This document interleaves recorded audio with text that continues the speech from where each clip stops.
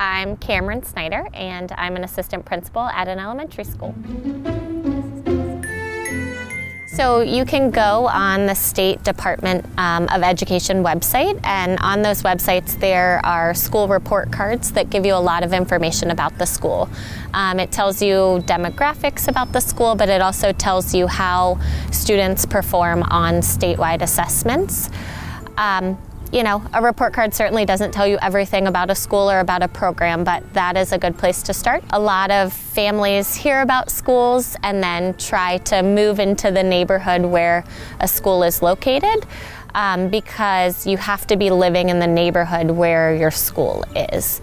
There are certain schools that are choice programs, which are within the county, but offer some options to families, but those are based on a lottery system and not everybody's eligible to get in. So a lot of families first go to the county or city website and find out, a lot of them have helpful tools, which is really nice. It tells you, you enter your address and it tells you where your child would go to school for elementary school, middle school, and high school.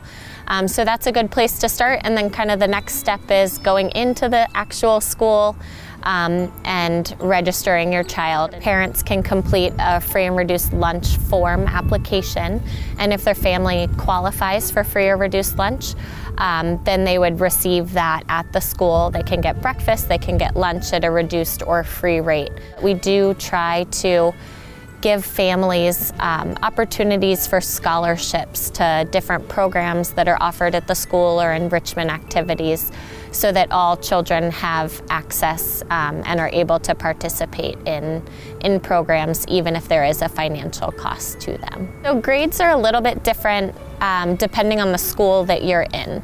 Typically, students in pre-K through second grade or kindergarten through second grade receive a marking that's not a letter grade, but they do receive a letter letting you know their progress towards mastery on certain skills. Third through fifth grade, a lot of times that's when schools switch to a more traditional graded program. Students who are advanced learners, we obviously work to differentiate for them within the classroom. So the children receive work that meets their needs when they're in their regular classroom.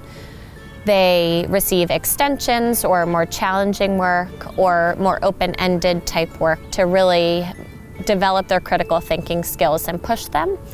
In addition to that, a lot of schools offer gifted programs, which has a gifted resource teacher who is there to support it. He or she supports the teachers in planning differentiated instruction, in addition to pushing into the classroom and supporting the teachers, or at times pulling small groups and doing some extension activities. For the learners who maybe struggle a little bit, we treat them very much like we treat the gifted learners as well.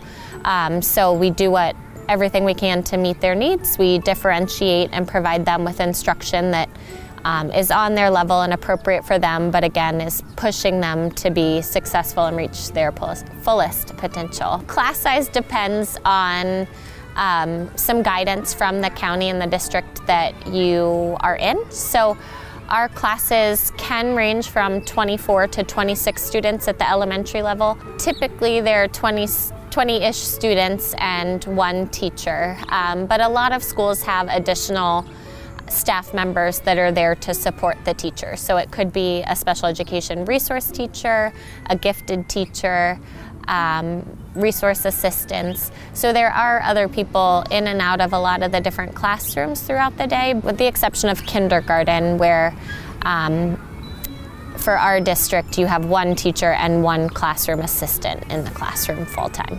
At the beginning of school, at back to school night, are often given kind of a scope or framework of what the year will look like in terms of what the students will be doing. Another option is you can always go on your state's website, and for Virginia it's the Standards of Learning, and so if you look up the Standards of Learning you can see the different skills that students are going to be learning throughout the year in each of the different content areas. Private schools are not required to follow those. I know that they have similar curriculums, but they're not required to teach the standards of learning as they're necessarily written for the public schools.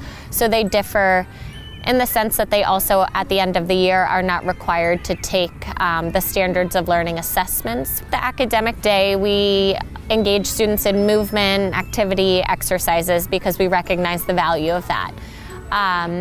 Our students have 90 minutes of PE a week, so high schools and middle schools offer more formalized sports programs and teams after school. At the elementary level, we don't have that. A lot of schools offer programs after school. Some of them are free of cost, and others, like enrichment programs, do have a fee to them. Some free ones that schools often offer are homework clubs, or programs where students can receive some reinforcement in the different content areas, theater club, drama club, things like that.